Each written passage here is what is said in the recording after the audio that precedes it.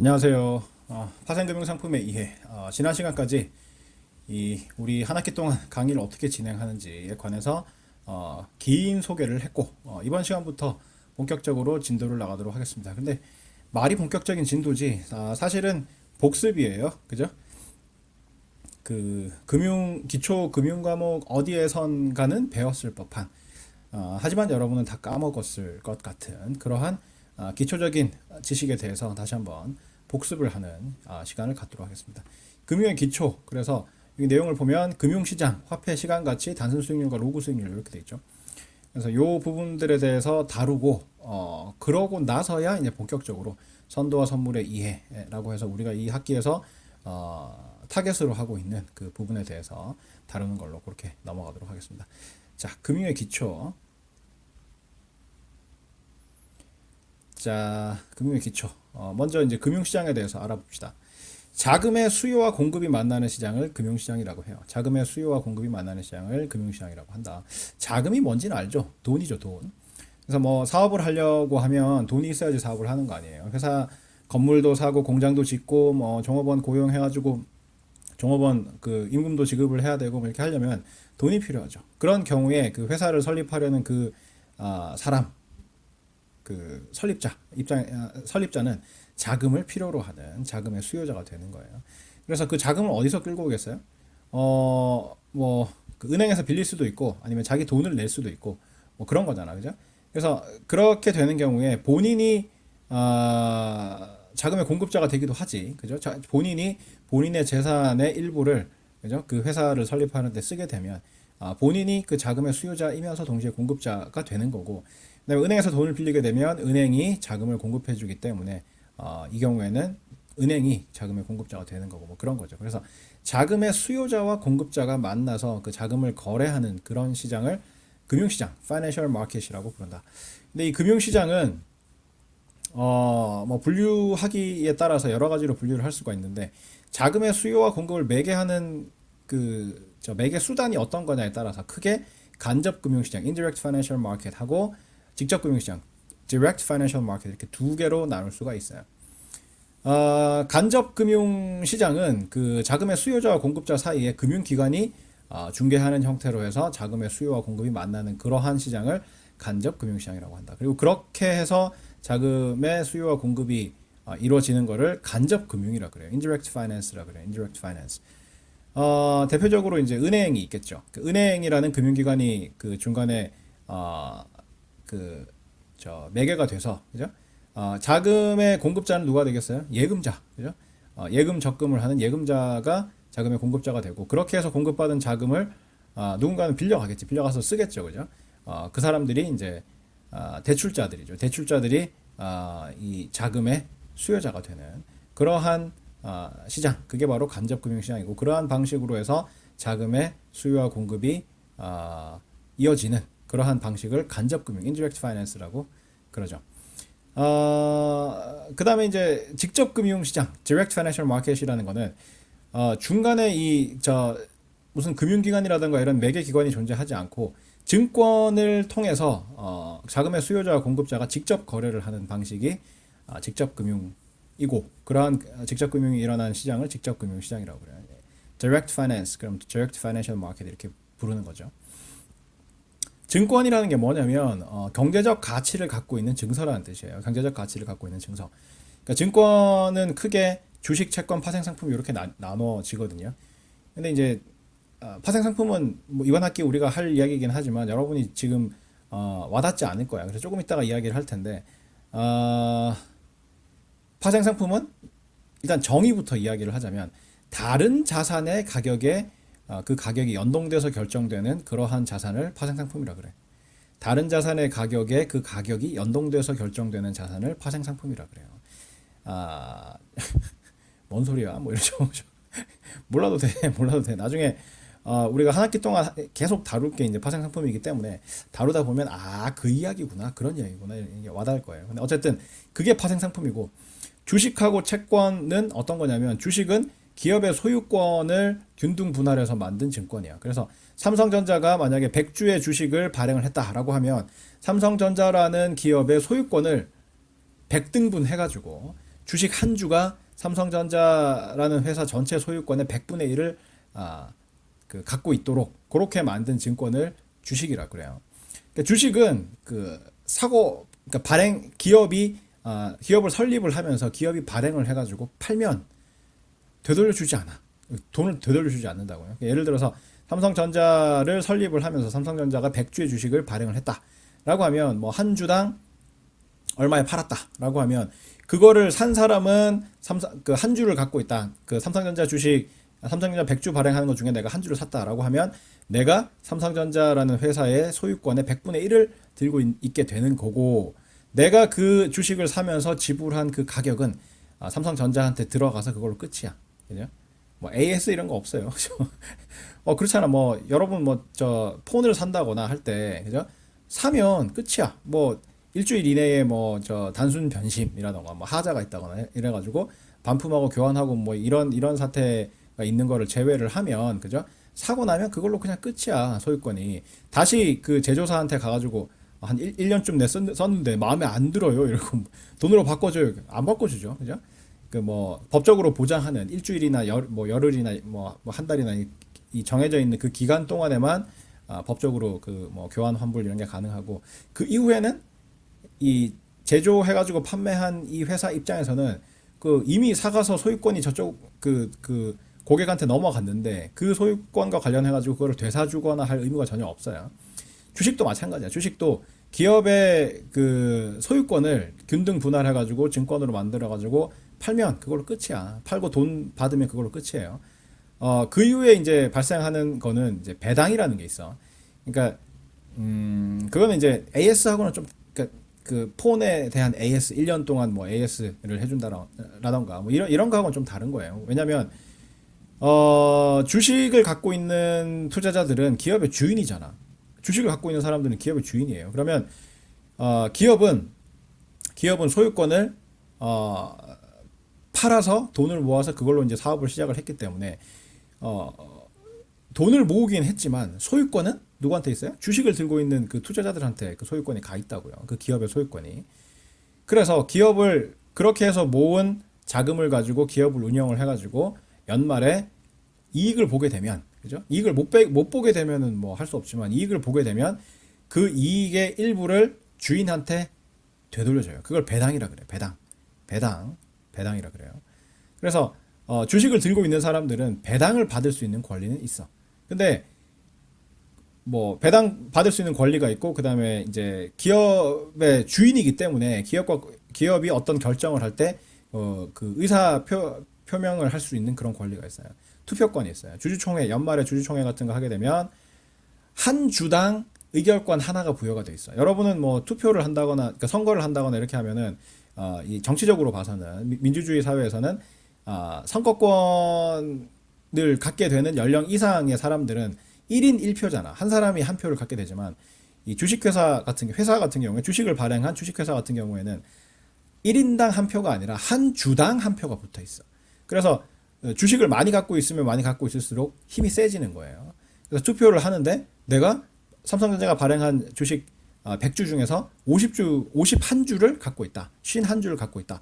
그러면은 어떠한 안건에 대해서 표결을 하더라도 내 마음대로 다 할 수 있어. 내가 단독으로 51표를 다 내 마음대로, 그러니까 뭐 A안, B안 둘 중에 선택하시오. 근데 난 B안을 원한다. 그러면 B안에다가 내 표 51표를 다 던져. 그러면 뭐 과반수가 되기 때문에 내 마음대로 그 결정을 할 수가 있는 거예요. 막 그런 형태로 돼 있는 게 주식이고, 그러니까 그 이외에 뭐 그러니까 의결권이 있고, 그다음에 배당을 주게 돼 있고, 뭐 이런 형태의 이제 주인으로서 갖게 되는 그 권리 이외에 뭔가 이제 돈을 다시 되돌려 줘야 된다거나 이런 건 없어요.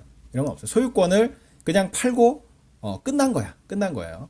그래서 그 소유권과 관련해 가지고 뭐 다시 그 증권을 되사줘야 되고 뭐 이런 건 없어요. 그게 주식이고, 그러니까 주식은 기업의 소유권을 균등 분할해 가지고 증권으로 만들어서 파는 거야. 그래서 팔고 나면 그거를 다시 팔면서 받은 그 돈을 기업이 이 주주들한테 다시 뭐 되갚아야 된다거나 이런 거 전혀 없어요. 전혀 없는 그런 형태의 증권이 주식이고, 채권은 그런 게 있어. 채권은 차용 증서거든요. 차용 증서. 삼성전자가 만약에 액면가 10억 원짜리 채권을 발행을 했고 내가 그걸 9억 원에 샀다. 근데 그 액면가라는 게 뭐냐면 그 채권이라는 그 증서에 적혀 있는 금액이야. 금액이야. 그래서 만기에 10억 원을 갚겠다라고 적혀 있어. 적혀 있고 매년 말 이 액면가의 10%를 이자로 지급하겠다. 이런 게 이제 조건이 명시가 돼 있어요. 그렇게 해서 삼성전자가 발행한 채권을 내가 9억 원에 샀다라고 하면 그거는 명목상으로는 그 채권이라는 증권을 사고 파는 거지만 삼성전자가 발행해서 팔고 나는 그거를 돈 주고 산 거지만 실질적으로 봐서는 그게 그 증권을 사고 판 게 아니라 돈을 빌리고 빌려주는 그러한 상황을 나타내는 거예요. 그래서 채권은 차용 증서야, 차용 증서. 돈 빌렸다는 그 증서예요. 그래서 내가 삼성전자가 발행하는 액면가 10억 원짜리고 그 액면 이자율 10%짜리 만기 3년. 만기라는 거는 채권이 소멸되는 시점이야. 그래서 이 액면가가 원금이거든요. 원금을 되갚고 모든 이 채무 관계가 끝나서 채권이 사라지는 그 시점이 만기인데 만기 3년짜리 액면가 10억 원짜리 액면 이자율 10%짜리 채권을 삼성전자로부터 샀다. 얼마에? 9억 원에 샀다. 이 말은 내가 삼성전자한테 9억 원을 빌려주고 매년 말 10억 원의 10%인 1억 원씩을 매년 말 이자로 받고 마지막에 10억 원을 돌려받는다는 이야기예요. 그러고 나면 채권이 사라지는 거예요.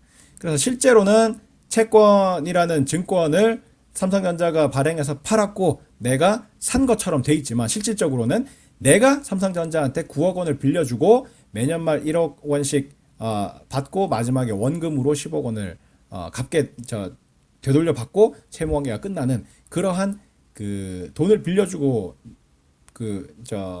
빌리는 그러한 관계를 증권의 형태로 나타낸 게 채권이에요. 채권.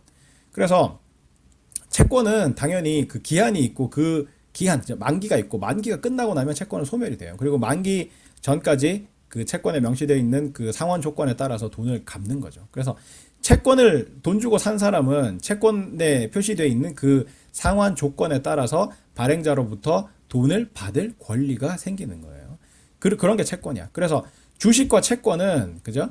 기업이 자금 조달을 할 때, 자금을 필요로 할 때 자금을 끌어오는 직접 금융의 주요 수단이 돼요. 직접 금융의 수단이 된다고. 그래서 주식을 발행을 하게 되면 그 주식을 이 기업이 발행하는 주식을 산 사람의 돈이 기업으로 흘러 들어가는 거죠. 그렇게 해서 자금이 공급이 되는 거고 채권을 발행을 한 것도 마찬가지로 채권을 발행해서 돈 받은 거 있잖아요. 그게 기업으로 흘러 들어가게 되는 거죠. 그래서 그 자금을 가지고 기업 운영을 하게 되는 거죠. 이런 식으로 이 증권을 매개로 해서 자금의 수요자 기업과 자금의 공급자 투자자들 사이에 이 자금의 수요와 공급이 매칭이 되는 그러한 방식의 금융을 직접금융, direct finance라고 하고 그러한 직접금융이 일어나는 시장을 직접금융시장이라고 부른다. 그래서 증권에는 이제 아까도 이야기를 했지만 세 종류가 있다 그랬잖아. 주식, 채권, 파생 상품이 있다고 했는데 주식, 채권은 진짜로 이 그러니까 자금의 수요와 공급을 매칭시키기 위해서 존재하는 게 맞는데 파생 상품은 증권이긴 한데 이런 목적으로 하는 증권이 아니라고. 그래서 파생 상품이 어떠한 성격을 가지고 있는 증권인지를 우리가 한 학기 내내 배울 거예요. 그러니까 어쨌든 금융시장을 크게 나누면 간접금융시장과 직접금융시장으로 나눌 수가 있다. 간접금융시장은 금융기관이 중간에 중개를 해서 자금의 수요와 공급이 만나는 은행 같은 그러한 시스템을 이야기를 하고 직접금융시장은 증권, 그러니까 경제적 가치를 가진 증서를 매개로 해서 그걸 사고 파는 형식으로 해서 자금의 수요와 공급이 만나는 방식을 직접금융이라고 하고 그러한 직접금융이 일어나는 시장을 직접금융시장이라고 한다. 근데 이 직접금융시장은 이제 크게 발행시장과 유통시장으로 또 나뉘어요. 발행시장, primary market, 유통시장, secondary market 이렇게 돼 있는데 난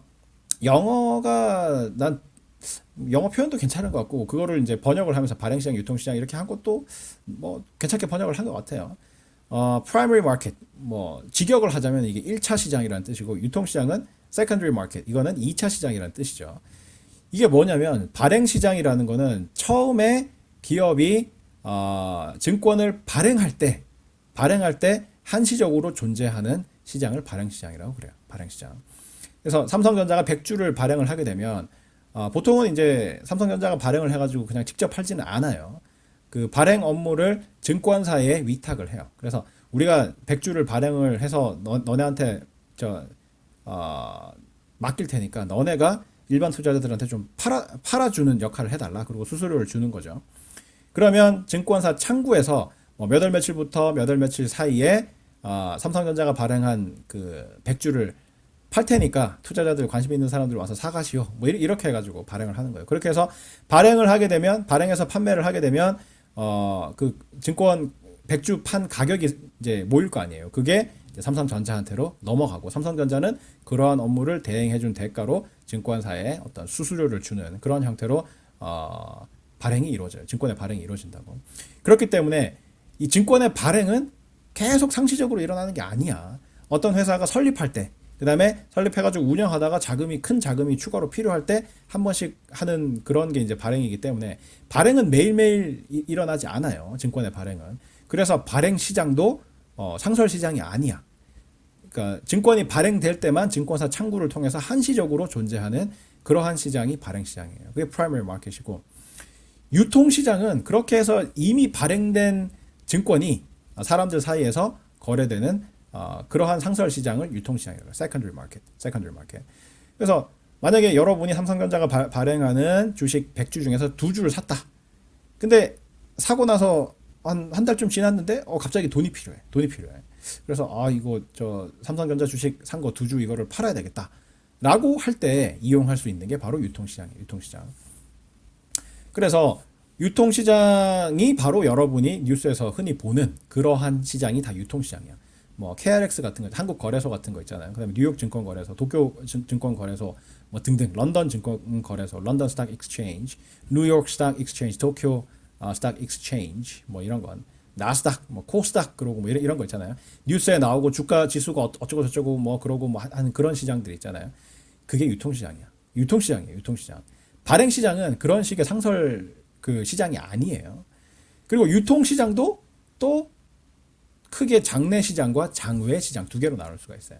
장내시장, 오피셜 마켓. 방금 이야기한 증권거래소들 있잖아요. KRX, 한국거래소, 뭐 뉴욕 증권거래소, 도쿄 증권거래소, 뭐 하여튼 그런 식의 공식적인 거래소 조직이 있고, 거래하는 시스템이 정해져 있고, 거래하는 룰이 정해져 있고, 뭐 하여튼 그러한 시장들은 전부 장내시장이야. 영어로는 official market이고, 그 이외에 시장의 그 규칙도 없고 거래소도 없고 그냥 거래하고 싶은 사람들 간에 사적으로 거래가 일어나는 그러한 시장을 장외시장이라고 그래. over the counter market. 여기서 이제 이 카운터가 상징하는 바는 장내시장을 의미를 해요. 요즘은 이제 거래를 대부분 이제 스마트폰으로 하거나 컴퓨터로 하거나 뭐 등등 해가지고 실제로 이 증권 시장에 가서 뭐 증권 매매를 하고 이런 경우가 없죠. 단언컨대 없어요. 없어요. 지금 어느 시대인데, 그죠? 그래서 그게 의미가 없는데, 증권 시장에 가보면, 증권 거래소에 가보면, 어느 나라든 간에 증권 거래소 이제 가운데에 보면 그 객장이라고 그러죠. 거래를 할 수 있는 그 장소에 가보면, 뭐 육각형 내지는 원형의 형태로 카운터 같은 게 이렇게 쫙 배치가 돼 있어요. 그래서 그 카운터 주변에서 실제로 거래가 일어나거든. 그래서 우리 이제 학기 말에 보게 될 그 로그 트레이더 그 영화를 보면 그러한 그 전산화 되기 이전의 시장 모습이 나와요. 그러면 뭐 막 경매하듯이 막 시끄러워. 그 카운터 주변에서 뭐 얼마에 몇 주 팝니다. 뭐 얼마에 몇 주 삽니다. 이러고 막 소리 막 지르고 하다가 조건이 맞으면 계약 체결 뭐 이런 형태로 거래를 했었거든요.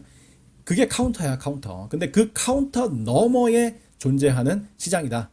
라고 해서 장외 시장을 over the counter market이라고 그래. 줄여서 OTC 마켓이라고 불러. over the counter market. 그래서 그러니까 유통 시장인데 거래소 조직이 있고 거래 시간이 정해져 있고 거래 룰이 있고 시스템이 정해져 있고 뭐 이렇게 돼 있는 그러한 공식적인 시장을 장내 시장, 오피셜 마켓이라고 하고 그 장내 시장 밖에서 사적으로 거래하고 싶은 사람들끼리 사적으로 거래하는 그러한 시장을 장외 시장이라고 해요. 오버 더 카운터 마켓이라고 해요. 근데 이렇게 설명을 하고 나면 학생들이 느끼기에 장내 시장이 이거는 뭐 공식적인 시장이다. 뭐 그래서 규모도 크고 뭐 이 권위도 있고 뭐 이렇게 생각하고 장외 시장 저거는 뭐 그냥 아우 뭐 그렇게 생각하기 쉽잖아요. 저기서 거래하면 안 될 것 같고 막 그렇잖아요. 근데 실제로는 장외 시장이 더 커. 실제로는 장외 시장이 더 커요. 더 크고 장외 시장에서 거래하는 규모도 훨씬 크고 한번 거래할 때 거래 규모도 훨씬 크고 거래하는 거래자들도 훨씬 큰 기관들이 장외 시장에서 거래를 해요. 왜 그러겠어요? 왜 그러겠어요? 장외 시장에서 거래를 하려면 거래 당사자들 간의 거래를 하려면 서로 믿을 수 있어야 돼. 믿을 수 있어야 돼. 그죠? 예를 들어서 여러분 이제 내 수업을 듣는 이 학생들끼리 지금 얼굴도 못 보고 뭐 이렇게 하는데 우리 과 학생들이 전부 다 이제 모래알 아니겠습니까? 상대가 다 그런 편이고 이제 특히나 덩치가 큰 과들이 대체로 그런 성격이 있는데 들어오면 단체 생활이 잘 안 돼. 사람이 워낙 많기 때문에 그죠? 그 선배도 잘 모르고 후배도 잘 모르고 친구도 잘 모르고 뭐 하여튼 그래. 그래서 우연히 만난 친구들 혹은 뭐 고등학교 때부터 이제 같이 진학한 친구들 몇 명만 모여가지고 이렇게 해가지고 서로 같은 수업 듣고 왔다 갔다 하다가 뭐 그 안에서 사귀다가 깨지기도 하고 뭐 그러면 그, 그 모임이 와해되기도 하고 뭐 이렇게 해가지고 4년을 졸업을 하잖아요. 그죠? 근데 내 수업 듣고 있는 한 뭐 200명 넘는 요 학생들 중에 아무나 2명 골라가지고 둘이 한번 거래해봐라. 그러면 서로 믿을 수 있어? 믿을 수 있냐고. 그죠? 거래 금액을 만약에 뭐 10억 원씩 거래를 해라. A라는 학생한테 자네가 10억 원을 저 친구한테 빌려주게. B라는 학생한테. 그러면 B라는 학생은 3개월 후에 10억 원에 이자 뭐 5% 얹어가지고 이자 5% 얹으면 얼마인가요? 10억 5천만 원인가? 10억 5천만 원을 A한테 되갚게. 뭐 이렇게 해가지고 하면 아니 A라는 학생이 B라는 학생 처음 보는데 아니 우리 과 학생이라고는 하지만 나 쟤 처음 봐요. 그러면서 안 할 거래를 거부할 거 아니에요, 그죠? 근데 우리 과 학생이어도 그럴 텐데 그 만약에 생전 처음 보는 사람이야. 다른 지방에서 왔어. 말투도 달라. 말투도 다른데 국적도 모르겠어. 국적도 모르겠어. 그래서 영어로 막 이야기하면서 A라는 사람한테 B라는 사람에게 뭐 A라는 사람이 10억 원 빌려줘라. 그러면 3개월 후에 10억 5천만 원 갚아라. 이러면은 빌려주는 사람이 빌려주겠어? 못 빌려주지. 안 빌려주지. 못 믿으니까. 그죠? 규모가 작으면은 뭐 좀 생각해 볼 수도 있어. 뭐 한 1,000원쯤 빌려주세요. 1,000원 빌려주고 1,050원 갚으세요. 이러면은 뭐 떼이는 셈 치고 뭐 해주지. 뭐 이렇게 거래가 성립할 수도 있지만 10억 원인데 안 된다고. 그래서 장외 시장에서 거래 당사자들 간의 거래가 이루어지려면 신용도가 높아야 돼. 신용도가 높아야 돼. 신용도가 뭐냐면 빌려준 돈을 얼마나 잘 갚을 수 있느냐 하는 그 믿음, 그죠? 얼마나 저 친구를 믿고 돈을 빌려줄 수 있느냐 하는 그 믿음이 신용도예요. 그래서 신용평가 뭐 이런 거 하잖아. 근데 신용평가사들이 하는 그 신용평가, 그 다음에 금융기관들이 대출을 해줄 때 그 신용도 조회하고 하는 그 신용이 뭐냐면 돈을 빌려줬을 때 얼마나 잘 갚을 수 있느냐, 그죠? 하는 그 정도, 그러한 정도를 나타내는 게 신용도거든요. 그러니까 신용도가 높은 기관들이어야 장외에서 거래를 할 수가 있어. 근데 신용도가 높으려면 어떻게 돼야 돼요? 덩치가 크고 유명해야지. 덩치가 크고 유명해야지 신용도가 높을 거 아니야. 그러니까 개인 같은 경우에는 뭐 거래를 하려고 해도 서로 몰라. 잘 모르고 못 믿는 거죠. 못 믿는 거죠. 내가 저 친구한테 빌려줬을 때 다시 되받을 수 있을 것이냐 이걸 못 믿는데 만약에 삼성전자하고 현대자동차하고 거래를 한다 라고 하면 믿을 수 있지. 그죠? 내가 그러니까 삼성전자 입장에서 현대자동차에 한 뭐 100억 원을 빌려줬다. 근데 뭐 3개월 후에 110억 원을 받기로 했다라고 하면 믿을 수 있지. 그죠? 본사가 어디 있는지도 알고 경영자가 누군지도 알고 하여튼 도망갈 수가 없잖아. 그죠? 현대자동차가 돈 110억 빌려가지고 뭐 야반도주 해가지고 지구상에서 사라지고 불가능한 이야기잖아. 그죠?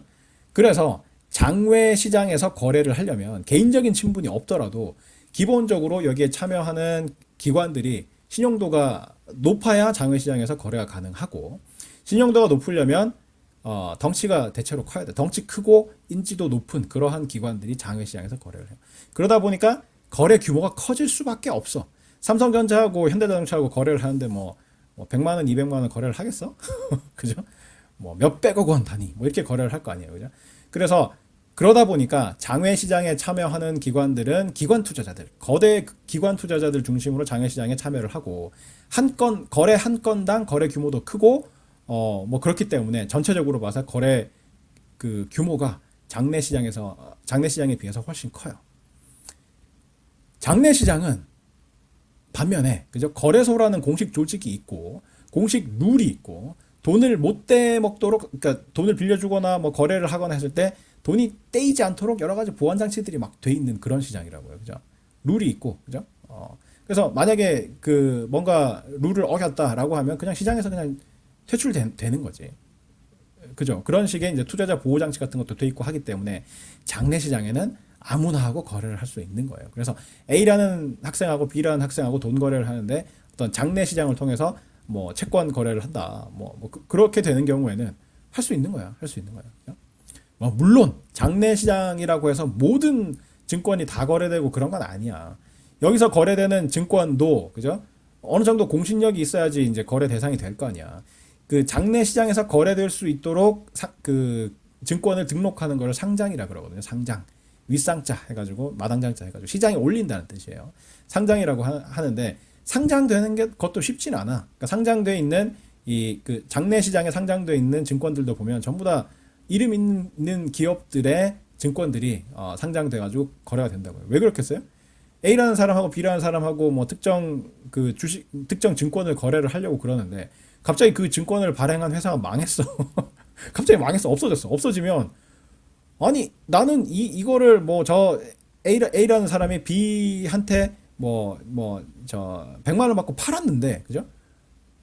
갑자기 회사가 사라졌어. 사라지면 B라는 사람은 그냥 사고 나서 보니까 갑자기 휴지가 된 거지.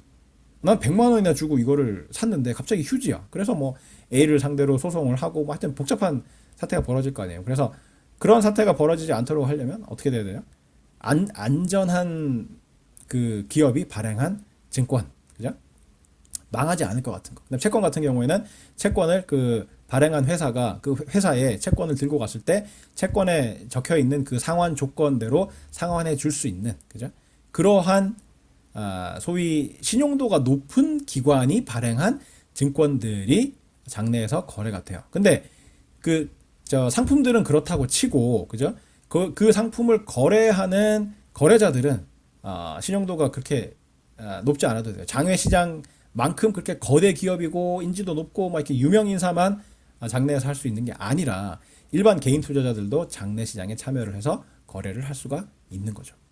뭐 때문에 가능하다? 투자자 보호 장치, 그다음에 거래소 조직, 거래 규칙, 그다음에 이 증권사 이런 것들을 믿고 장내 시장에서 내가 얼굴도 모르는 사람하고 거래를 할 수가 있게 되는 거죠. 개인인 내가 다른 개인인 타인 전혀 이름도 모르는 사람하고 거래를 장내 시장을 통해서 할 수 있는 거죠.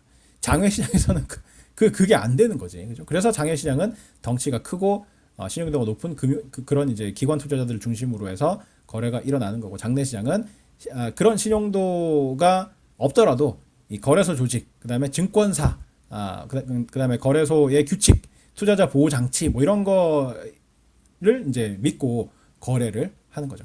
여러분이 이제 흔하게 생각할 수 있는 게 온라인 상거래, 뭐 네이버 쇼핑이라던가 뭐 쭉 있잖아요. 그런 거 할 때 에스크로라고 그러지. 에스크로.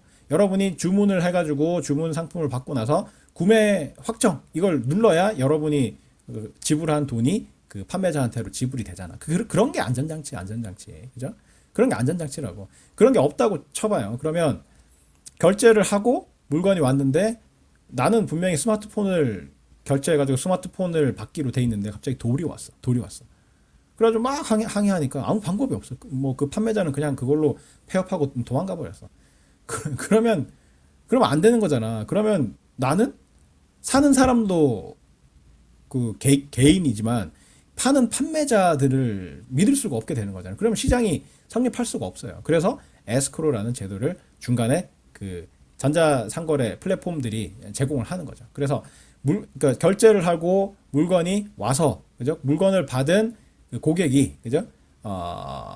구매 확정을 눌러야 이 결제한 금액이 판매자한테로 넘어가도록. 그래서 이 고객들이 피해를 입지 않도록 그 투자자 보호 장치, 그러니까 그 소비자 보호 장치를 그런 에스크로라는 형태로 걸어 놓은 거죠. 그런 것처럼 증권 시장도 여러 가지 이제 보호 장치들이 있어요. 그러니까 여러 가지 룰도 있고 보호 장치도 있고 뭐 그런 거죠.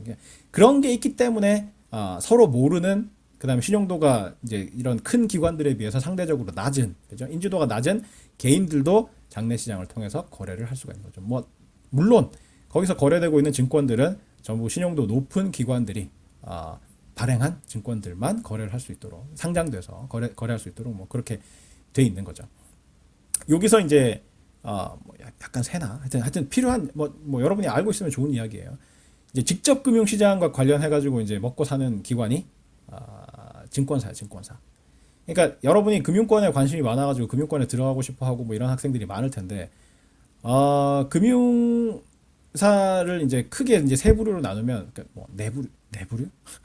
나누기 나름인데 보통은 이제 은행, 보험, 증권, 카드 뭐 이런 정도로 나눌 수 있는데, 뭐 카드야 뻔하죠. 카드는 지불 수단이잖아, 그죠? 뭐 은행하고 연계를 하든지 증권사하고 연계하든지 뭐 해가지고 뭐 이렇게 소비를 하면서 카드로 끌고 그 대금을 나중에 이제 통장에서 빼나가고 뭐 이런 거잖아요. 그래서 그거는 이제 조금 다른 이야기고, 하여튼 은행,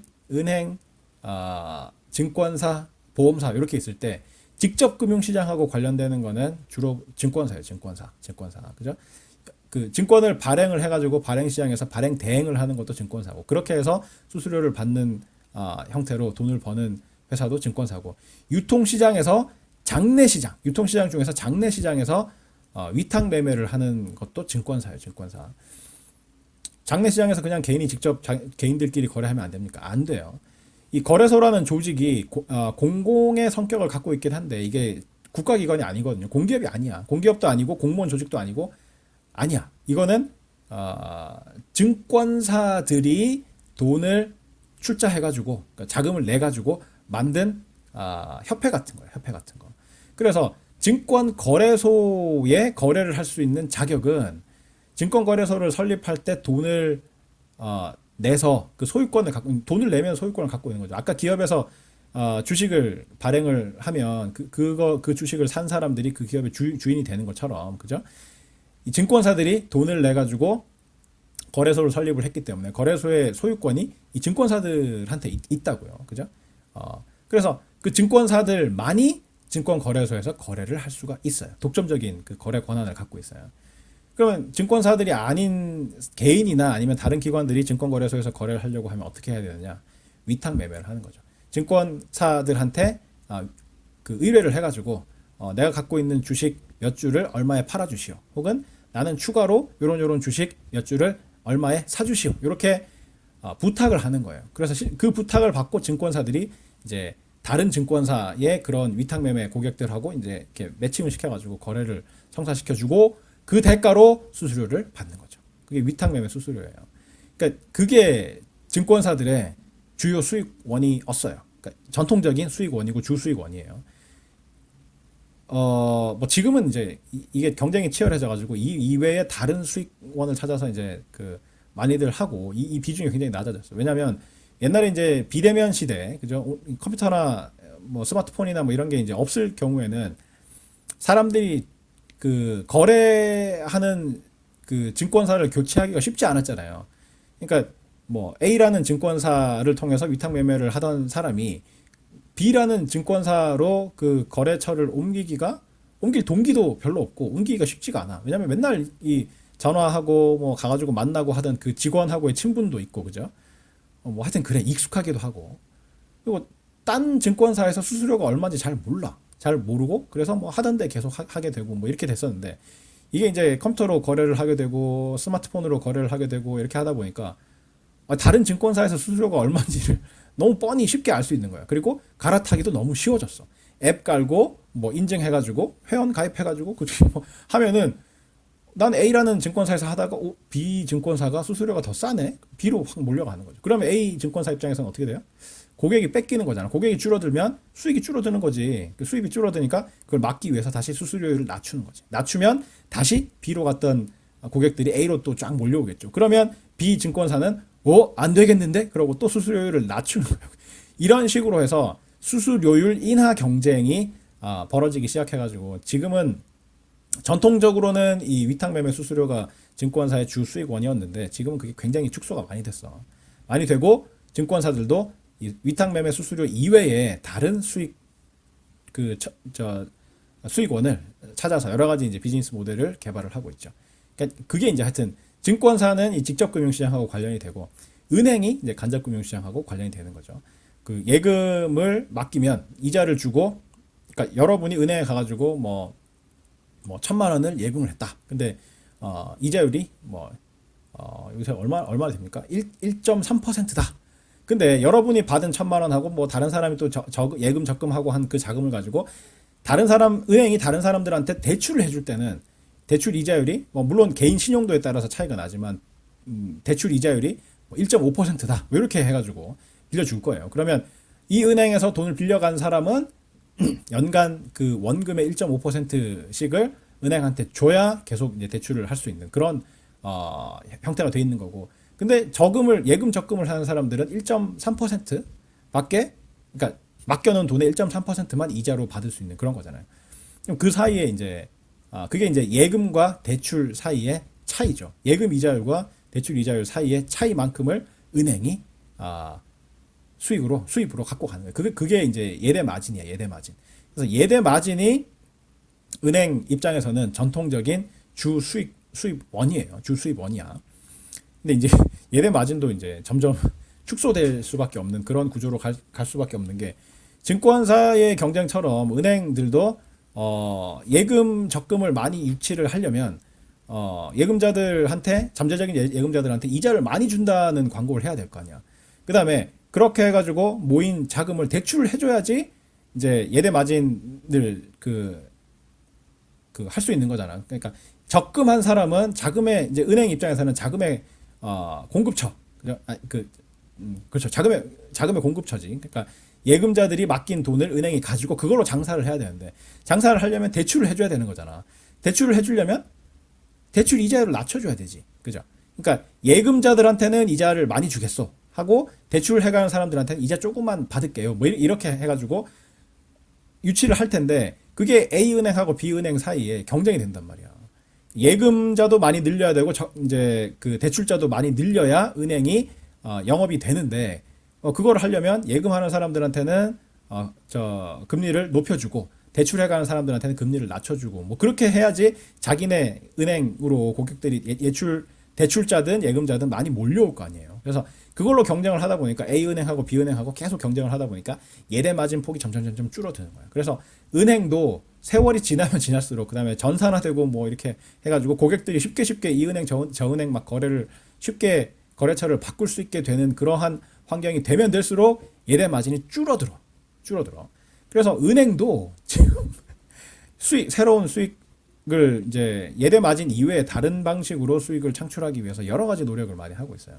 근데 하여튼 전통적인 수익원은, 증권사 같은 경우에는 이 위탁 매매, 그러니까 직접 금융시장에서의 위탁 매매 혹은 발행 대행 뭐 이런 걸 통해 가지고 이제 수익을 창출을 했었고, 그다음에 은행은 간접 금융시장에서 중간에 이제 자금을 중개를 하면서 그 예대 마진을 가지고 돈을 남겨먹는, 뭐 하여튼 그게 이제 전통적인 비즈니스 모델인데, 지금은 이제 그게 치열한 경쟁 때문에, 특히나 핀테크 이런 거 나오면서, 그죠? 너무 뻔해지는 거야. 나한테 가장 유리한 금융 상품은 무엇인가? 인공지능이 나왔다고 쳐봐. 지금은 그 정도 수준이 아니지만 인공지능이 더 좋아져가지고 인공지능한테 시켜. 야, 네가 보기에는 어느 은행에 어떤 상품에 내가 그 투자를 하면 돈 제일 많이 벌겠냐? 이러면 이제 인공지능이 찾아가지고 그런 걸 해주는 거지. 이런 세상이 되면 될수록 이 금융기관들은 돈 벌기가 더 힘들어져요. 그래서 새로운 뭐 상품을 개발을 한다거나 새로운 서비스를 개발을 한다거나, 그러니까 개인적으로 그 고객 개개인에게 맞춤형 무슨 금융 서비스를 제공해 준다거나 뭐 하는 형태로 남들이 제공해 줄 수 없는 어떤 그 특화된 금융 서비스를 제공하는 형태로 그 새로운 수익원을 창출을 해야 살아남을 수 있지.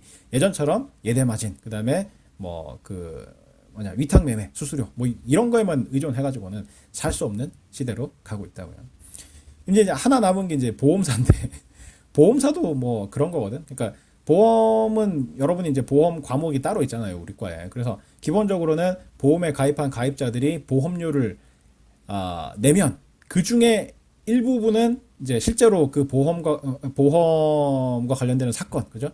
뭐 생명보험 같으면은 뭐 사망 사건이라던가 아니면 뭐 그 실손보험 같으면은 의료 실손보험 같으면은 진료를 받고 이제 생긴 그 자기 부담금 있잖아요. 의료 이제 건강보험공단에서 부담하는 거 말고, 그죠? 환자가 직접 부담해야 되는 그 부담금에 대해서 뭐 어떤 조건이 맞으면 그거를 이 실손보험 쪽에서, 그죠? 보험회사에서 지불을 한다거나 뭐 이런 거잖아. 그래서 가입자들은 정기적으로 계속해서 보험료를 내고, 그다음에 그게 이제 보험사 입장에서는 돈이 들어오는 거죠. 들어왔다가 그 중에 그 지출이 발생을 하게 되면, 그죠? 어떤 보험 사건이 발생을 해가지고 거기에 맞춰서 지출을 하게 되면 보험사 입장에서는 돈이 나가는 거죠, 그죠?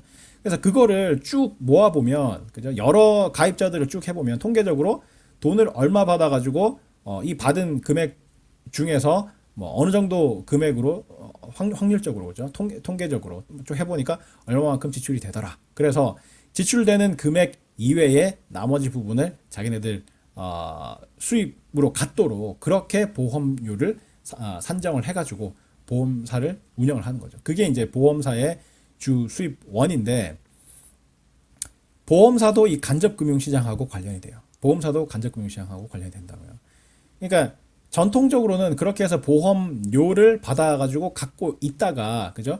보험 관련되는 사건이 발생을 하면 그 보험금을 지불을 하고 남는 나머지 부분이 보험사의 몫이 되고 뭐 이런 거지만, 보험사가 그걸 꼭 자금을 갖고 있을 필요는 없잖아. 그죠? 보험 가입자들이 내는 그 보험료들을 모아가지고 그냥 들고만 있을 필요는 없잖아. 그거를 은행에만 넣어놔도 은행 이자가 새로 붙는 거잖아요. 그런 것처럼 보험 가입자들이 낸 보험료를 가지고 뭔가 딴 데 투자를 해가지고 불리면 더 좋은 거지. 그죠? 불리면 더 좋은 거. 줄어들면 이제 보험사 입장에서는 손해지만, 그죠?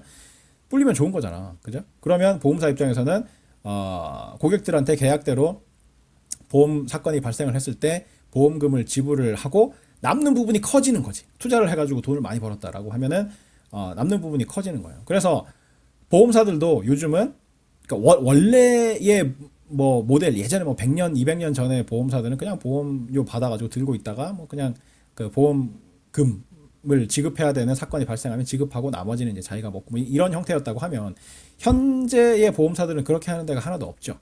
다들 보험료를 받아가지고 그걸 어딘가에다 투자를 해가지고 불리는 거는 또 불리는 대로 하고, 보험금 지급해야 되는 상황이 발생하면 또 보험금은 따로 지급을 하는 거고, 그래서 플러스 마이너스 해가지고 남는 부분이 보험사의 수익이 되는 그런 형태로 운영을 하거든요.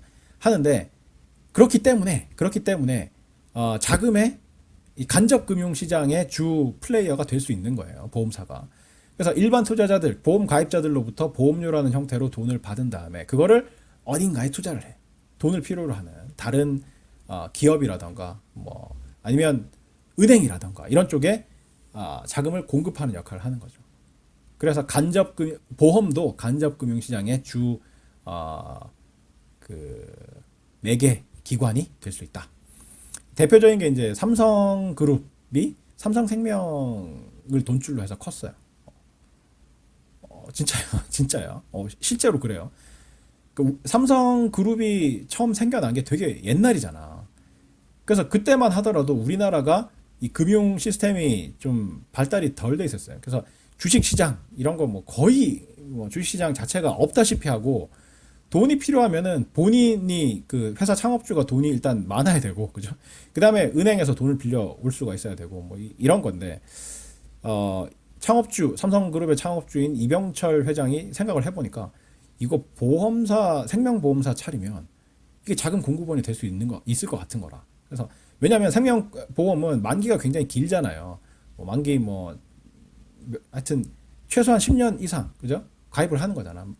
젊을 때 가입한 사람 30년 뭐 이렇게 가입을 하고 뭐 해가지고 보험료를 장기간 계속 내다가 그 사람이 사망을 하면 보험금을 지급을 하는 뭐 그런 형태로 돼 있잖아요. 그렇기 때문에 자금이 장기간 모이는 그런 구조로 돼 있다고. 그래서 생명보험을 팔아가지고 모이는 돈은 보험료 납부되는 게 굉장히 장기간 그러니까 처음에 받기 시작해가지고 사건이 발생해가지고 내줘야 되는 그 시점까지의 길이가 굉장히 긴 거야. 그러니까 짧아도 10년, 길면은 뭐 30년, 40년 뭐 이렇게 그 보험을 가입을 했는데 계속 그 의학 수준이 발전하고 그래가지고 사람들이 잘 안 죽는 거죠. 그래서 오래 살고 뭐 해가지고 실제로 보험금 지급이 되는 거는 몇십 년 후에 지급이 된단 말이에요. 그러니까 그동안에는 그 자금이 장기간 이 회사 안에 머무를 수 있는 그런 구조가 돼 있죠.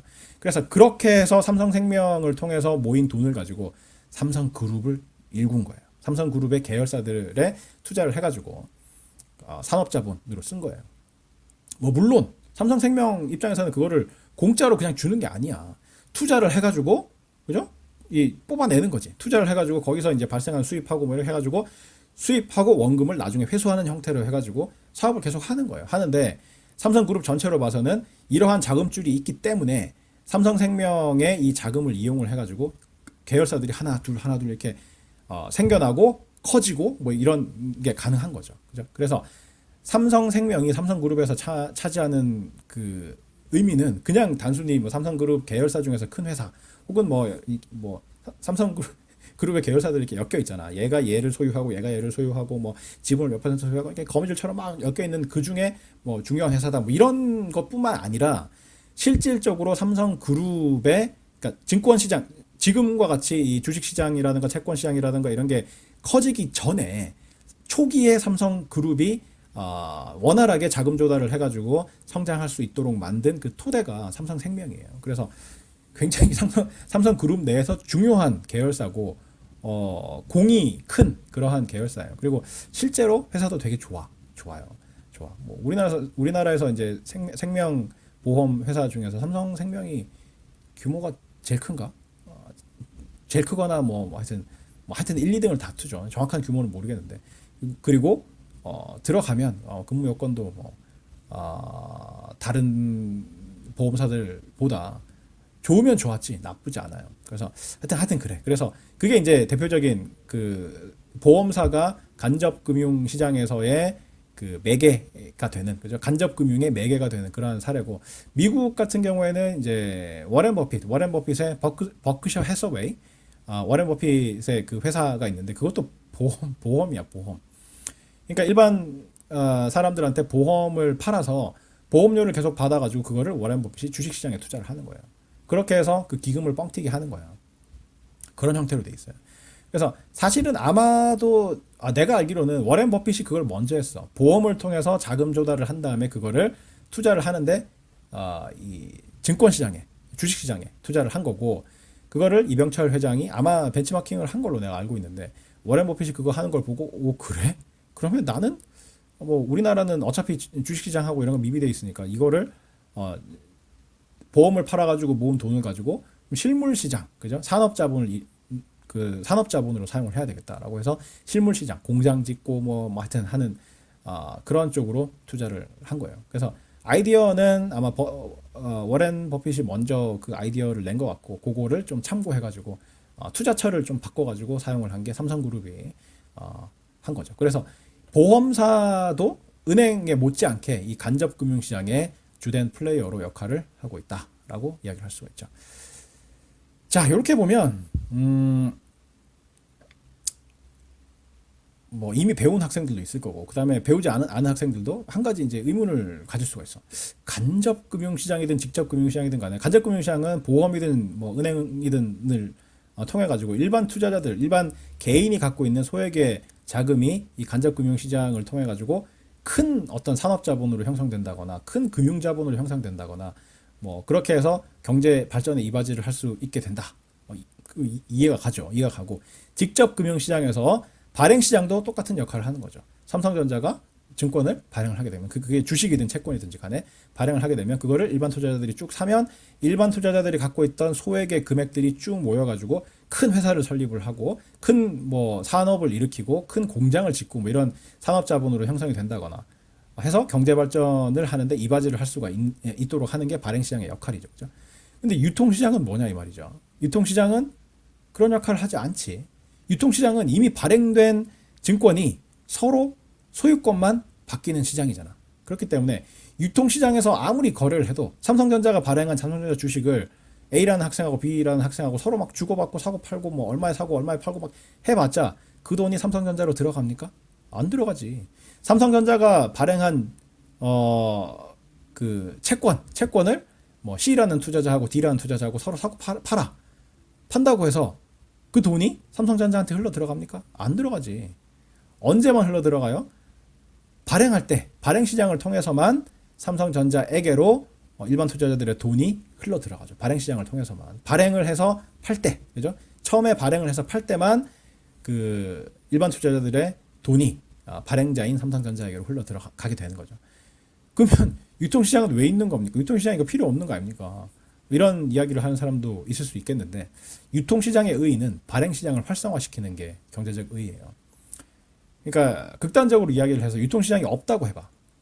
삼성전자가 발행한 주식과 채권을 여러분이 발행시장에 참여해가지고 증권사를 통해서 샀는데 한 달쯤 지나가지고 갑자기 뭐 돈이 필요해. 그래서 이 증권을 다른 사람한테 팔고 돈으로 바꾸고 싶어. 근데 유통시장이 없어 봐. 못 바꾸지. 못 바꾸지. 바꾸려면 어떻게 해야 되겠어요? 전국 방방곡곡에 여러분이 뭐 광고를 낸다거나 해가지고 내가 삼성전자 주식 2주를 갖고 있는데 이 2주를 뭐 10만 원에 살 사람 뭐 이렇게 광고 내가지고 하거나 아니면 일일이 찾아가가지고 띵동띵동 해서 삼성전자 주식 2주 사실래요? 이러고 뭐 그래야 되잖아, 그죠? 팔기가 힘들다고. 이미 발행 시장에서 사들인 이미 발행된 그 증권을 되팔 시장이 필요한 거야. 그 되팔 시장이 없으면 어떻게 돼요? 발행 시장도 사람들이 참여하지 않겠죠. 유통 시장이 없어서 되팔 수 있는 통로가 없으면 사람들이 저 삼성전자에서 발행하는 저 증권이 뭐 가격이 얼마든지 간에 저거 샀다가 돈으로 다시 못 바꾸는 거 아니야? 뭐 이렇게 이런 상황이 발생하는 거죠. 채권은 들고 있으면 삼성전자에서 꼬박꼬박 이자도 주고 마지막에 원금도 갚아주잖아, 그죠? 근데 주식 같은 경우는 어때요? 배당이 나오긴 하는데 이익이 남아야 배당을 그 매년만 받을 수 있을 거 아니야. 내가 저 회사가 발행하는 주식을 샀는데 이익이 계속 안 나. 배당을 못 받아. 근데 유통시장이 없어요. 그래서 되팔 수도 없어. 그러면 그냥 거기서 내가 발행시장에서 산 그 주식을 계속 들고 있는 수밖에 없잖아. 그거를 팔아서 돈으로 바꾸려면 내가 발품 팔아가지고 이리저리 사람들 찾아가면서 고생 해가지고 팔아야 되는데 그때 사고 파는 가격이 적당한 가격인지도 알 수 없죠. 시장이 없으니까. 그죠? 그래서 그렇게 되면 어떻게 돼요? 사람들이 아예 발행시장에서 증권을 안 사게 되겠지. 발행시장에서 증권을 안 사게 되겠지. 채권도 비슷해요. 채권도 들고 있으면 돈이 뭐 연말에 얼마씩 들어오고 마지막에 만기가 되면은 돈을 회수할 수 있지만 그 원금을 지불받을 수 있지만 나는 지금 당장 돈이 필요해. 그죠? 갑자기 뭔가 문제가 생겨가지고 갑자기 당장 돈이 필요해. 그러면 그걸 1년을 기다려야 됩니까? 1년 기다릴 수가 없지. 그죠? 그런 문제가 발생한다고. 그러면 사람들이 아무래도 발행시장에 참여를 해가지고 채권을 덜 사게 되겠죠. 그렇기 때문에 유통시장이 없으면 발행시장도 위축이 돼요. 사람들이 발행시장에서 자유롭게 증권을 사지 않는다고. 그죠? 그러면 어떻게 돼요? 기업들이 자금 조달을 위해서 증권을 발행해가지고 자금을 모으고 싶어도 잘 안 되는 거죠. 발행시장이 위축돼서 사람들이 내가 이 기업이 증권을 발행해가지고 이거 사시오 뭐 이렇게 해도 안 사. 그럼 돈을 못 모으는 거죠. 그죠? 그래서 유통시장의 존재 의의는 발행시장을 활성화하는 게 그 존재 의의예요. 그래서 유통시장이 굉장히 잘 돼 있다. 유통시장에서 증권들이 매우 활발하게 막 거래가 된다. 그러면은 사람들이 쉽게 발행시장에 참여를 하겠죠. 발행시장 뭐 삼성전자에서 이번에 뭐 발행한다며 사. 샀다가 마음에 안 들면은 유통시장에 가서 내다 팔지 뭐 이렇게 되는 거예요. 그러니까 쉽게 발행시장에 참여를 할 수가 있게 되고 많은 사람들이 발행시장에 쉽게 참여를 할 수가 있게 되기 때문에 기업이 증권을 발행을 할 때 쉽게 발행해서 쉽게 대규모의 자금을 모을 수 있게 되는 거죠. 그래서 유통시장이 활성화되면 활성화될수록 발행시장도 거기에 비례해서 활성화가 된다. 그래서 유통시장의 존재 의의는 발행시장을 활성화시키는 게 존재 의의예요. 그래서 간접금융시장과 직접금융시장에서의 발행시장의 의의는 일반 투자자들에게 흩어져 있는 소액의 자금을 끌어모아가지고 간접금융시장을 통해서든 직접금융시장의 발행시장을 통해서든 끌어모아가지고 큰 자금을 형성할 수 있도록 해주는 그러한 역할. 그걸 통해서 뭐 기업을 일으키고 산업을 일으키고 경제를 발전시킬 수 있게 해주는 그런 게 이제 간접금융시장과 직접금융시장의 발행시장의 역할이라고 한다면 직접금융시장 중에서 유통시장의 역할은 발행시장을 활성화시켜주는 역할을 유통시장이 한다라고 이야기를 할 수가 있어요. 그래서 증권의 유통시장은 발행시장을 활성화시켜서 직접금융을 촉진시키는 역할을 하는 게 이 증권의 유통시장의 존재의 혹은 경제적 기능이라고 할 수가 있습니다. 그래서 요즘은 뭐 그런 이야기 하는 사람들이 잘 안 보이는데 옛날에는 뭐 이런 거 잘 모르는 사람들은 주식시장 저거 없애라 뭐 극단적인 저거 해봐야 투자자들 뭐 패가망신하고 그죠. 옛날에 그런 사건들 많았거든. 뭐 주식에 투자하시오. 그래서 투자 쭉 했는데 갑자기 주가 빡 떨어져가지고 다들 뭐 패가망신하고 그죠. 돈 빌려가지고 주식시장에 투자를 했는데 주가가 확 떨어졌어. 그래가지고 돈 원금도 못 갚아. 그래서 뭐 개인 파산 사태가 일어나고 하여튼 그런 부작용들이 있을 수 있어요. 항상 그런 위험은 있는데 그런 걸 보면서 저 쓸데없는 주식시장 저런 건 누가 만들어가지고 뭐 이러면서 없애라 이러고 뭐 그런 사람들이 있었어요. 그런 사람들이 있었는데 전혀 모르는 거지. 그래서 유통시장 한국거래소 같은 유통시장 저거를 만약에 극단적으로 해서 없앴다 그러면 발행시장도 성립이 안 돼요. 발행시장도 성립이 안 되고 발행시장이 성립 안 되면 직접 금융을 통해서 자금 조달이 잘 안 되는 거죠. 그죠? 그래. 그래서 아무래도 은행에서 돈 빌리고 하는 것은 한계가 있을 거 아니야. 그죠? 은행이 갖고 있는 자금도 한계가 있고, 그다음에 뭐 돈을 빌려줄 때 은행도 이제 돈을 안 떼이도록 하기 위해서 신용평가를 해가지고 뭐 빌려줄 수 있는 한도도 정해져 있을 거고 뭐 이런 건데, 그래서 이제 직접 금융시장을 통해서 주식 발행을 한다거나 채권 발행한다거나 이러면은 상대적으로 은행을 통해서 빌리는 것보다 훨씬 많은 자금을 또 빌릴 수 있을 거 아니야. 그죠? 간접 금융시장, 직접 금융시장 모두 다 이용을 하면 아무래도 더 많은 자금 조달을 할 수가 있을 텐데 증권시장 없애버리면 그죠? 한국거래소 저거 야바위 아니냐? 합법적인 도박 아니냐? 이래가지고 없애버리면 직접 금융이 통째로 무너지는 그런 사태가 발생할 수 있는 거죠. 그래서 그런 혹시나 주변에서 이제 요즘은 그런 이야기 하는 사람 잘 없었는데 옛날에 한 몇십 년 전에 그런 황당한 발언을 하는 사람들이 꽤 있었어요. 신문에 보면은 뭐 주가 폭락 뭐 해가지고 뭐 깡통 계좌를 찾니 뭐 패가 망신을 했니 뭐 이런 막 뉴스 막 나오고 하면은 저 쓸데없는 저 주식시장 저거 없애지 왜 자꾸 유지하는지 몰라 뭐 이러고 뭐 그런 이제 노인들 많았는데 혹시나 이제 아직까지도 그런 분들이 계시면 여러분이 친절하게 설명을 해주세요. 요러 해가지고 꼭 필요하다. 유통 시장이 왜 중요한지 뭐 이런 거를 설명을 잘 해주세요. 그 다음에 이제 또 분류가 어떤 게 있냐면 화폐 시장과 자본 시장으로 크게 분류할 수도 있어요. 그러니까 화폐 시장 머니 마켓, 그 다음에 자본 시장 캐피탈 마켓 이렇게 돼 있는데 이거는 만기 기준이야. 만기의 길이가 1년 미만이면 화폐 시장. 그러니까 거래되는 자금의 만기가 1년 미만이다. 그러면 그 시장을 화폐 시장이라고 그러고 거래되는 자금의 만기가 1년을 넘어서면 그거를 자본 시장이라고 캐피탈 마켓이라고 그래요. 경제학에서 이제 단기와 장기를 가르는 그 기준이 1년이잖아요. 1년. 그죠? 1년 어떤 경우는 1년 미만 그리고 어떤 경우는 1년 이하 이러는데 하여튼 1년보다 짧으면 이제 단기로 보고 1년보다 크면 장기로 이렇게 보는데 1년 만기가 1년 미만인 만기는 뭐였어요? 만기는 돈을 빌려줬을 때 그 돈을 돌려받고 그 채무 관계가 끝나는 그 시점을 만기라고 그랬죠. 그거를 이제 그 기간이 1년보다 짧은 그러한 자금이 거래되는 시장을 화폐 시장이라고 하고 1년보다 긴 그러한 자금이 거래되는 시장을 자본 시장이라고 그런다. 캐피탈 마켓이라고 한다. 그러니까 대표적인 자본 시장에는 주식 시장과 채권 시장이 있어요. 주식은 어떻게 보면 만기가 없는 거고 그죠? 이야기했잖아. 주식은 소유권을 균등 분할해 가지고 만든 증권이기 때문에 기업이 발행해서 팔면 그걸로 끝이야. 주가를 다시 뭐 기업이 되돌려주고 뭐 이런 게 없어요. 그죠? 그렇기 때문에 어떻게 보면 만기는 존재하지 않는 거고 다르게 보면 만기는 무한대가 되는 거지. 만기가 무한대지. 영원히 돈을 돌려주지 않아. 그죠? 삼성전자가 주식을 발행해가지고 돈을 모았는데 그럼 주식 들고 있는 사람이 삼성전자한테 가가지고 이 주식 되사시오. 되사가지고 나한테 내가 지불한 돈을 돌려주시오. 안 돌려주죠. 그래서 영원히 돌려주지 않는다라고 해서 만기가 무한대다.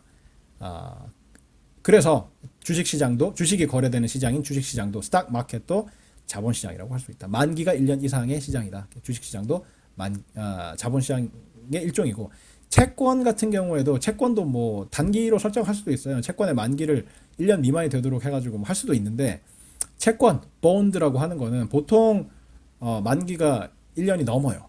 1년이 넘어요. 제일 흔하게 거래되는 채권이 만기가 3년짜리야. 3년짜리. 그래서 회사가 발행한 채권을 회사채라고 하고, 뭐 정부가 발행한 채권, 국가가 발행한 채권을 국채라고 그러고, 뭐 공공기관이 발행한 거를 뭐 공채 이렇게 해가지고 이름이 다른데, 어쨌든 국공채든 회사채든 간에 채권의 이제 가장 흔한 만기는 3년이에요. 3년. 그래서 대개의 경우에 채권의 만기는 1년이 다 넘어서기 때문에, 뭐 긴 거는 30년짜리도 있어. 미국 재무성에서 발행한 채권, 그죠? 미국 채권 같은 경우에는 뭐 30년짜리, 50년짜리 이런 것도 있어요. 그래서 채권의 만기는 대체로 1년이 넘어요. 그렇기 때문에 그러한 채권이 거래되는 시장도 자본시장이라고 볼 수 있다. 만기 1년 이상의 장기 자본이 거래되는 시장이다. 그래서 채권 시장도 자본시장이라고 볼 수가 있다. 그 다음에 이제 파생상품 시장이 좀 독특한데, 이 파생상품 시장은 derivatives market, 파생상품을 영어로 derivative라고 하거든요. derivative. 이거 보고 이제 수학 좀 하는 사람들, 이거 도함수 아닙니까? 미분 아닙니까? 뭐 이러는데, 똑같은 용어예요. 그 수학에서는 이거를 도함수라고 하고, 금융에서는 이걸 파생상품이라고 그래요. 파생상품. derivatives market. 파생상품이 거래되는 시장, derivatives market인데, 자본시장이 대체로 이제 증권시장이잖아. 주식시장, 채권시장, 증권시장이잖아. 근데 파생상품도 증권이야. 그죠? 주식, 채권, 파생상품 요 세 가지가 이제 증권을 크게 세 가지로 분류를 하면 주식, 채권, 파생상품 이렇게 나눌 수가 있는데, 증권시장 중에서 주식시장과 채권시장은 자본시장에 속하지만 파생상품 시장은 자본시장에 속하지 않아요.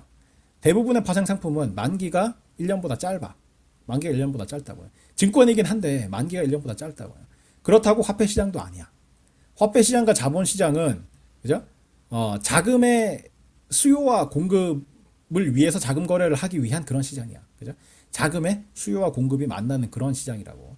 화폐시장과 자본시장은. 근데 그거를 만기가 1년보다 짧으냐 기냐에 따라서 화폐시장, 자본시장 이렇게 나눠 놓은 건데, 파생상품 시장은 만기가 짧기는 짧은데 이게 자금의 수요와 공급을 위해서 발행을 하는 게 아니거든. 파생상품은. 뒤에 우리가 한 학기 동안 배우게 되겠지만, 이거는 파생상품은 굉장히 가격이 낮아요. 낮아. 굉장히 소액이라고. 파생상품 한 계약 혹은 뭐 한 단위의 가격은 낮아요. 낮은 편이고, 이거 거래를 해가지고 돈을 모으고 뭐 이런 게 아니야. 이런 게 아니고 다른 목적이 있어가지고 하는 그러한 증권이에요. 그렇기 때문에 화폐 시장에도 속하지 않고 자본시장에도 속하지 않고 이제 단독으로 파생상품 시장이라고 단독으로 떼가지고 이렇게 이야기를 많이 해요. 그래서 파생상품이 거래되는 시장을 파생상품 시장이라고 하고, 파생상품은 아까도 정의를 이야기를 했지만 다른 자산의 가격에 그 가격이 연동돼서 결정되는 자산을 파생상품이라고 해요. 그러한 파생상품이 거래되는 시장을 파생상품 시장이라고 한다. 지금 정의가 전혀 안 와닿을 거야. 다른 자산의 가격에 그 가격이 연동돼서 결정되는 자산을 파생상품이라고 한다. 전혀 안 와닿겠지만 한 학기 동안 배워보면 이게 어떤 의미인지 알 수가 있게 될 거예요. 그 다음에 마지막으로 외환시장, Foreign Currencies Market. 외환시장은 외국 돈이 거래되는 시장을 외환시장이라고 하죠. 외국 돈이 거래되는 시장을 외환시장이라고 부른다. 그래서 외환시장에서 형성된 외국 돈의 원화 가격을 환율이라 그러죠. 환율이 딴 게 아니야. 외국 돈의 가격이야. 그죠? $1 환율이 뭐예요? 뭐 1달러에 1,200원이다 라고 하면 1달러를 거래를 하려면 1,200원에 사고 팔 수 있다는 뜻이야. 그죠?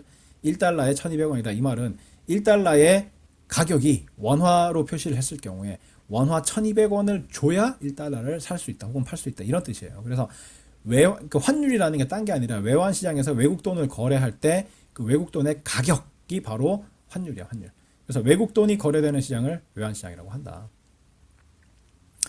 여기서 이제 한 가지 아까 설명을 안 한 게 있는데, 이 주식은 기업만 발행을 하는 거예요. 주식은 기업만 발행을 하는 거고, 주식을 발행한 회사를 주식회사라고 그래. 주식을 발행을 해서 성립된 회사를 주식회사라고 그래. 주식 발행 안 하는 회사도 있어요. 개인 회사들, 여러분이 만약에 뭐 가게를 차렸다. 그래서 학교 앞에 어떤 음식점을 차렸다 할 때 음식점이 주식 발행하는 거 봤어요? 그죠? 발행 안 하지. 여러분이 갖고 있는 돈 플러스 은행에서 대출 받은 돈으로 음식점을 차려가지고 운영을 하잖아. 그런 경우에 그게 회사긴 회사인데 주식회사는 아닌 거야. 주식을 발행하지 않았어. 근데 삼성전자 같이 큰 기업들은 그죠? 돈이 많이 필요하기 때문에 그 창업주 개인 재산은 턱없이 부족해. 그럴 때 주식이라는 거를 발행을 해가지고 소유권을 내다 파는 거야. 소유권을 내다 팔고 그 돈을 가지고 자본금을 삼는 거죠. 그죠? 그래서 주식을 발행한 회사를 주식회사라고 하는데, 그래서 주식은 회사만, 기업만 발행을 하는 건데, 채권은 기업이 발행할 수도 있고, 정부가 발행할 수도 있고, 공공기관이 발행을 할 수도 있고, 뭐 무슨 다른 단체가 발행할 수도 있어요. 그래서 주식은 기업만 발행을 하는 거고, 채권은 발행 주체가 다양해요. 기업만 발행하는 게 아니야. 헷갈리지 마세요. 차이를 이해를 해야 된다. 그래서 금융시장의 분류를 화폐시장, 자본시장, 파생상품시장, 외환시장 이렇게 나눌 수도 있다. 거래되는 자금의 종류에 따라서. 그다음에 자본시장은 주식시장과 채권시장 이렇게 나눌 수가 있다. 이런 이야기를 할 수 있겠습니다. 자, 다시 자금의 수요와 공급이 만나는 시장을 금융시장, 파이낸셜 마켓이라고 하고, 자금의 수요와 공급이 어떻게 만나서 수요와 공급이 이루어지느냐에 따라서 간접금융시장과 직접금융시장으로 나눌 수가 있다. 간접금융시장은 은행이나 보험사 같은 금융기관을 매개로 해서 자금의 공급자와 자금의 수요자가 간접적으로 만나서 자금의 수요 공급이 매칭되는 그러한 시장을 간접금융시장이라고 하고, 그러한 형태의 자금 조달 방식을 간접금융이라고 해요. Indirect Financial Market, Indirect Finance 이렇게 이야기를 하죠. 직접금융시장은 증권을 매개로 해서 자금의 수요자와 공급자가 직접 거래를 하는 그러한 거래 방식을 직접금융, Direct Finance라고 하고, 그러한 거래가 일어나는 시장을 직접금융시장, Direct Financial Market이라고 부른다. 다르게 이야기하면 증권시장이라고도 할 수가 있겠죠. 왜?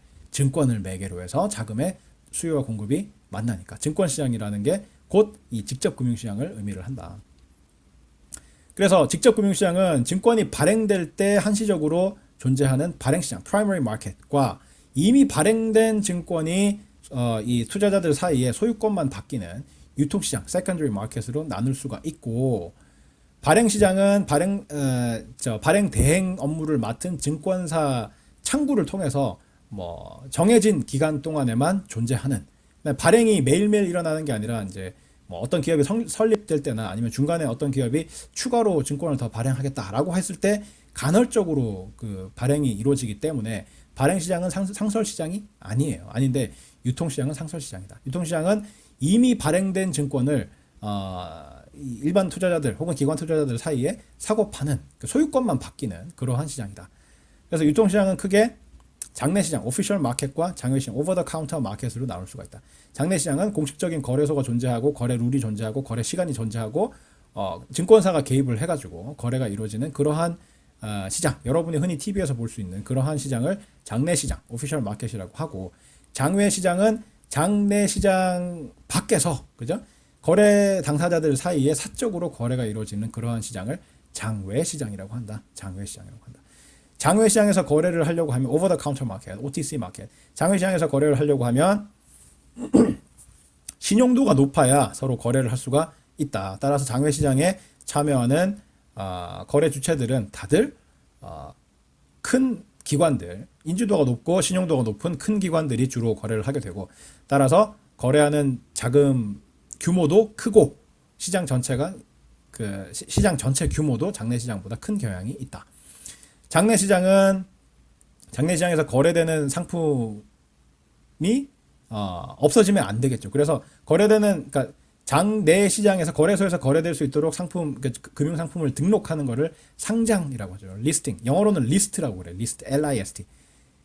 뭐 여러분 신들러 리스트는 모르죠. 그죠? 무슨 블랙리스트, 뭐 그런 이야기, 화이트리스트, 블랙리스트 뭐 이런 거 이야기할 때 그 리스트야, 리스트. 등록을 한다는 뜻이에요. 그래서 시장에서 거래될 수 있도록 만드는 거, 그거를 우리말로는 상장, 그러니까 윗상자에 마당장자 써가지고 시장에 올린다라는 뜻이고, 영어로는 리스트라고 써요. 리스트. 그래서 리스팅, 상장, 리스팅 이렇게 부르는데, 그래서 상장을 하려면 이게 기업이 망하지 않고 계속 존재할 수 있고, 이 증권에 명시되어 있는 조건을 준수할 수 있을 정도의 신용도를 갖춘 준수한 기업들이 발행한 증권들만 장내 시장에 상장이 돼가지고 거래가 돼요. 근데 그거는 그런데 참여하는 참여자들은 장외 시장처럼 그렇게 큰 기관들만 할 수 있는 건 아니다 이거죠. 그러니까 투자자 보호 장치가 여러 가지 뭐 규칙이나 뭐 거래소의 내부적인 규칙이라던가 증권사 시스템이라던가 뭐 등등을 통해 가지고 투자자들을 서로 보호할 수 있도록 돼 있기 때문에 신용도가 높지 않은 개인 투자자들도 장내 시장을 통해서 거래를 할 수가 있게 된다. 그러다 보니까 장외 시장에 비해서는 거래 규모가 대체로 작은 편에 속하고 시장 전체의 사이즈도 장외 시장보다는 좀 작은 그런 경향을 보여요. 장외 시장에서 주로 거래가 이루어지는 거는 채권이 주로 거래가 이루어져요. 채권은 기본 그 거래 단위가 10억 원의 배수로 이루어지거든요. 채권 한 장에 적혀 있는 그 액면가가 10억 원의 배수로 적혀 있어요. 그게 일반적이야. 그렇기 때문에 일반 개인이 이 거래를 하는 게 아니라 큰 기관들 사이에서 거래를 하는 경우가 많기 때문에 주로 이제 장외 시장에서 거래가 많이 이루어지고 뭐 국채든 아니면 회사채든 이제 간에 장외 시장에서 주로 이루어지고 파생 상품 같은 경우에도 장외에서 많이 이루어져요. 파생 상품도 장내에서 그 거래가 이루어지는 거는 이제 많이 거래되는 흔한 몇 종목만 장내에서 거래가 이루어지고 파생 상품은 사실 설계하기 나름이고 거래 당사자들 사이에 뭐 자기네들 필요에 따라서 이렇게 설계해가지고 거래하고 저렇게 설계해가지고 거래하고 이렇게 좀 그러니까 개별적인 그러한 형태로 설계되고 거래되고 이런 게 많기 때문에 표준화 해가지고 장내에서 거래되는 거는 몇 종목 안 되고 대부분의 경우에는 장외 시장에서 거래가 많이 이루어져요. 그래서 주식, 채권, 파생 상품 그 증권들 중에서 뭐 발행 시장이야 뭐 항상 뭐 그 증권사 창구를 통해서든 어쨌든 한시적으로 비상설적으로 비공식 하여튼 거래소 조직 없이 이렇게 발행이 이루어진다고 하더라도 유통 시장을 놓고 봤을 때 장내 시장에서는 주로 주식, 그죠? 주식. 그다음에 일부 채권, 그다음에 일부 파생 상품이 장내 시장에서 거래가 되고 대부분의 채권과 그다음에 대부분의 파생 상품은 장외에서 대규모로 거래되는 경향이 있다. 그다음에 이제 주식도 장외에서 거래되기도 해요. 근데 이제 주식 시장 같은 경우에는 장내 시장의 비중이 크고 장외에서 거래되는 경우는 굉장히 드문 그러한 형태로 돼 있죠. 그래서 직접 금융시장은 이렇게 분류를 할 수가 있고 이렇게 봤을 때 간접 금융시장과 직접 금융시장 중에서의 발행 시장은 의의가 명확하죠. 개별 투자자들이 갖고 있던 이제 흩어져 있던 소액의 금액을 쫙 모아가지고 하나의 큰 자금으로 모아서 기업을 일으키고 산업을 일으키고 경제를 발전시킬 수 있도록 해주는 그러한 창구가 되는 게 간접 금융시장과 직접 금융시장의 발행 시장인데 직접 금융시장 중에서 유통시장의 의의는 그러한 발행 시장을 활성화시켜주는 역할을 하게 된다. 왜? 유통시장이 존재하지 않으면 사람들이 아예 발행 시장에도 참여를 잘 안 하기 때문에 발행 시장에 참여해가지고 구매한 증권을 되팔 수 있는 유통시장이 없으면 사람들이 이 발행 시장에도 참여하기 싫어. 뭐 이렇게 되는데 유통시장이 매우 활성화가 돼 있으면 사람들이 저 발행 시장에서 발행하는 거 사가지고 그냥 유통시장에 내다 팔지 뭐 필요하면 언제든지 팔 수 있는데 뭐 이러고 쉽게 발행 시장에 참여를 한다는 거죠. 그래서 유통시장의 존재 의의는 발행 시장을 활성화시킨다. 그래서 직접 금융을 촉진시킨다라는 게 그 경제적 의의라고 할 수가 있겠습니다. 그 다음에 금융시장을 또 분류를 하게 되면 만기가 1년 미만인 자금이 거래되는 시장을 화폐시장, 그 다음에 만기 1년 이상의 자금이 거래되는 시장을 자본시장이라고 하는데 자본시장의 대표적인 거는 주식시장과 채권시장이라고 할 수가 있다. 스탁 마켓, 본드 마켓.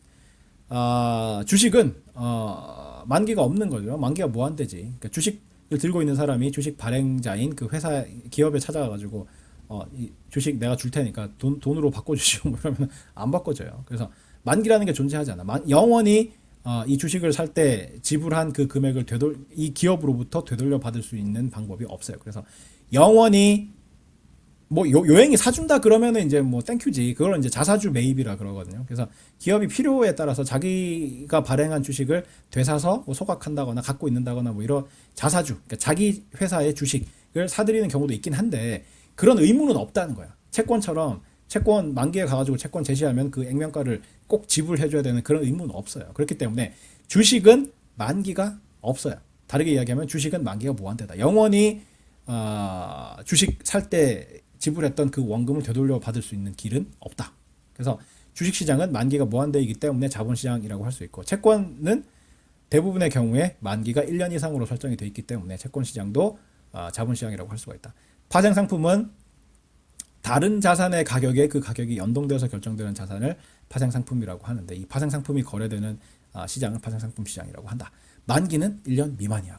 그런데 화폐시장하고의 차이는, 화폐시장은 자금이 진짜로 필요해가지고 이제 거래를 하는 거라고 하면, 파생상품 시장은 이 자금의 수요와 공급하고는 좀 달라요. 역할이 좀 달라. 그래서 독립된, 그러니까 화폐시장에 속하지 않고 독립된 파생상품 시장이라는 걸로 따로 떼가지고 이렇게 분류를 해놨고, 외환시장, Foreign Currencies Market, 외환시장은 외국 돈이 거래되는 시장이다. 그리고 외환시장에서 형성된 특정 외국 돈의 가격이 바로 그 화폐에 대한 환율이죠. 그러니까 달러의 가격, 우리나라 외환시장에서 형성된 달러화의 가격이 원달러 환율인 거죠. 원달러 환율. 그러니까 원화를 가지고 달러를 살 때 1달러를 얼마 주고 살 수 있느냐, 혹은 얼마에 팔 수 있느냐, 그게 바로 환율이죠. 그러니까 1달러에 1,200원이라는 이야기는 1달러를 사고 팔 때 1,200원을 주면 살 수도 있고 팔 수도 있고, 뭐 그런 게 바로 환율이다. 외환 시장에서 형성된 외국 돈의 가격, 그게 바로 환율이다라는 거죠. 이렇게 분류를 할 수가 있다. 그래서 오늘은 이제 금융의 기초 중에서 금융시장에 대해서 이야기를 했고, 다음 시간에 이제 화폐 시간 가치에 대해서 이야기를 하도록 하겠습니다. 시간이 한 1분 20초 정도 초과했네. 오늘 여기까지 하고 다음 시간에 다시 만나도록 하겠습니다. 예, 수고했습니다.